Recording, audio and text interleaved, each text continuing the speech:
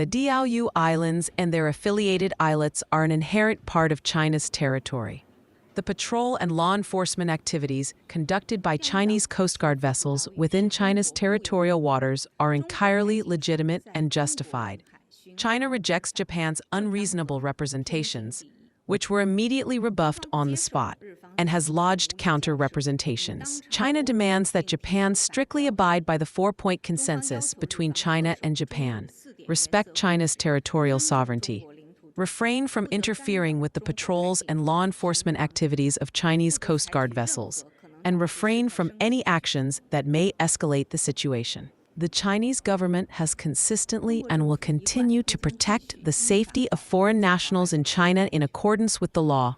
This morning, Liu Jinsong, Director General of the Department of Asian Affairs of the Ministry of Foreign Affairs, held consultations in Beijing with Masaki Kanai, Director General of the Bureau of Asian and Oceanian Affairs of the Ministry of Foreign Affairs of Japan. During the talks, China once again lodged solemn representations with Japan over Prime Minister Sanae Takaichi's erroneous remarks concerning China. It was pointed out that Ms. Takaichi's fallacious assertions gravely violate international law and the basic norms of international relations, severely undermine the post-war international order, and flagrantly contravene the One China principle and the spirit of the four Sino-Japanese political documents. Such remarks fundamentally damage the political foundation of Sino-Japanese relations, are of an extremely pernicious nature and impact, and have aroused the indignation and condemnation of the Chinese people. China has earnestly urged Japan to retract the erroneous remarks, cease creating incidents related to China, demonstrate through concrete actions its acknowledgement of the error and correction of missteps, and uphold the political foundation of China-Japan relations. The remarks made by the U.S. ambassador are purely a politically motivated spectacle with ulterior motives, contrary to the status and duties of a diplomat. The U.S.-Japan alliance is a product of the Cold War era and should not be directed against third parties, much less arbitrarily interfere in other countries' internal affairs or undermine their core interests. The Potsdam Proclamation explicitly prohibited Japan from rearming, and Japan's peace constitution enshrines the principle of exclusively defensive defense. Yet it is alarming that in recent years, Japan has significantly adjusted its security policy, progressively increased its defense budget, relaxed restrictions on arms exports, sought to develop offensive weapons, and plotted to abandon its three non-nuclear principles. Right-wing forces in Japan are striving to break free from the constraints of the peace constitution, venturing ever further down the path of military expansion and armament.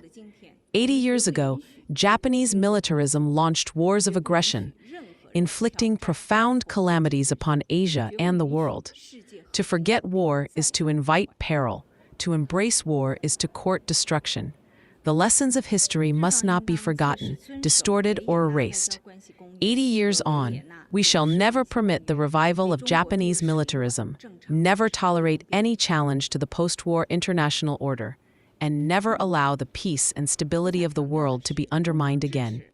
The Japanese side should earnestly comply with the Vienna Convention on Diplomatic Relations and the Vienna Convention on Consular Relations, and facilitate the normal performance of duties by Chinese embassies and consulates in Japan.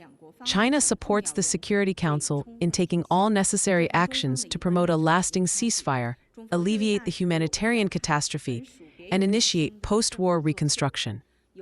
The U.S. draft resolution remains ambiguous on key aspects of post-war arrangements for Gaza and fails to adequately reflect important principles such as Palestinians governing Palestine and the two-state solution. This diverges from China's consistent position. Hence, China did not vote in favor. Firstly, this is an internal matter for Bangladesh. She stated that China has always pursued a policy of good neighborliness and friendship towards all the people of Bangladesh, and sincerely hopes that Bangladesh will achieve unity, stability, and development.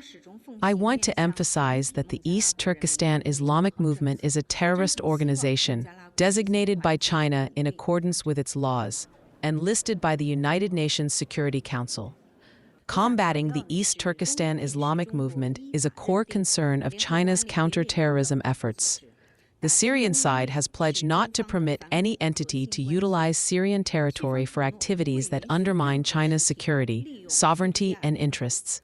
China and Syria have agreed to strengthen coordination and cooperation in counter-terrorism and security matters to combat terrorism in all its forms,